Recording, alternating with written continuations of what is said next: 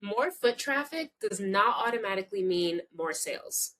So, if you've been a flea market vendor for a while, you may have noticed that even though there are busier days, or you go to an event and it feels like there's more people there than usual, there's still some times where you make less or the same amount of money that you would make on a normal weekend. Most vendors are under the assumption that more traffic means more customers, which means more eyeballs on my stuff. That makes sense, but it's not always the complete story. Traffic does not always create sales, it just reveals what's already happening inside of your business and inside of your booth. Think about this: there could be two different vendors in the same market, same amount of people showing up, but having two totally different outcomes at the end of the day. Vendor A watches people walk by, watches people pick up things, ask questions, actually buy their products. They're quietly collecting the information of what's actually happening. So, what people are gravitating towards, where they hesitate, which prices are moving easier than others. And then there's vendor B, who sees the same behaviors but is not capturing any of it. They're walking away with this feeling of it was a slow day today, people just weren't buying. Same traffic, completely different feedback. So this sets up the question of, if more traffic doesn't automatically increase your sales, what actually has to be in place for it to work? I'm going to be sharing the top 4 requirements of flea market sales that turn traffic into consistent income. When these 4 pieces are in place and they're working together, traffic stops going from random and just gut feelings to behaving like an actual lever and working for you. Hey, my name is Kayla, and I'm both a flea market vendor for over 6 years, a systems focused strategic growth partner, and I'm actually coming to you today from the Jamaican kitchen that my mom has here at the flea market. I help vendors create structure around their sales, visibility, decision making, so they can build stability and growth with intention.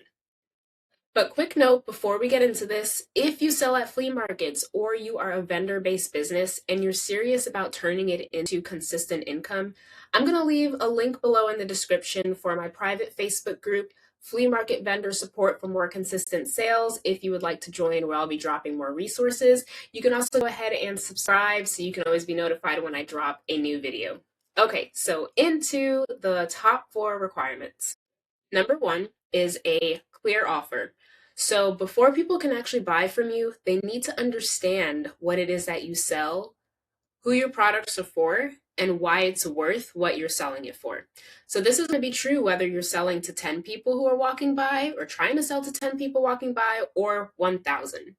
If shoppers are confused, overwhelmed, or unsure where to start, more traffic is not going to help at all. It just sends more people into a fog, more people into confusion, having to make decisions. People don't handle confusion very well. They tend to disengage instead of buying. And the whole thing that you want them to do is you want them to be able to buy from you. So it's not just about having a fancy sign up to let them know, hey, I'm here. You want to make sure that you have a very clear offer, letting them know, what is this? Is this for me? A customer should be able to walk into your booth and quickly answer those questions in 5 seconds or less.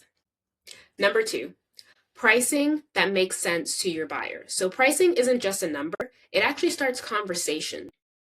What you write on your price tag isn't just a number. It's what gets people interested and to actually want to speak up or commit to buying. When pricing is mismatched or there's a lack of perceived value, if it's inconsistent, hard to understand, people hesitate, and hesitation can kill conversions. So this doesn't mean that everything needs to be cheaper. Please do not undervalue your work, your skill set, your products. Pricing just needs to feel justified and with intention. More traffic will not resolve price resistance or issues, but clarity and intention will. And that's the main point that I'm trying to make. Requirement 3, a booth experience with low friction. So every business is going to have friction points. There are going to be moments where customers hesitate instead of buying, but you want to try to decrease that as much as you can. The real question is, are you aware of where that friction may live. Friction shows up when people don't know where to look first, so that could mean a messy booth, too many mismatched items. They're unsure if they're allowed to touch your items. So even putting up a sign, letting them know, hey, it's okay to touch this depending on what you sell. It's okay to smell this. And then they also have questions, but don't feel comfortable asking you. So you always want to make sure that you have a warm and welcome environment. Get up when people come into your booth, say hello, make sure you're welcoming them in to reduce that friction. When traffic increases, friction is not going to disappear, it's actually going to multiply. A smooth booth experience will help your traffic flow through your business instead of bouncing off or away. And lastly, requirement number 4, which is a sales feedback system. So I consider this the non-negotiable one, but this is the piece that most vendors tend to skip. And it's the one that makes everything else work. Without a feedback system, the crowd, the foot traffic is just noise. Experiments don't teach you anything, and decisions are emotional and reactive. With the feedback system, the crowd and the foot traffic becomes information, patterns become visible, and confidence replaces guessing. So, a simple sales feedback system is going to help you see what sold quickly versus what stalled, what people picked up but didn't buy, what questions kept coming up, and which price points felt easier, which ones felt uncomfortable, and what caused the most resistance. This is how you're going to know what to keep, what to adjust, what to stop, and what to potentially bring in. Now, if you're someone who's serious about your business, then I know that you're not just sitting around doing nothing. You are trying out new products, you're expanding your booth space, you're changing up your displays, you're posting more on social media to get the word out there, and all of those things are amazing. Keep doing those things. But without feedback, every new attempt is going to set you back to guessing. Now, how does the sales feedback system actually work?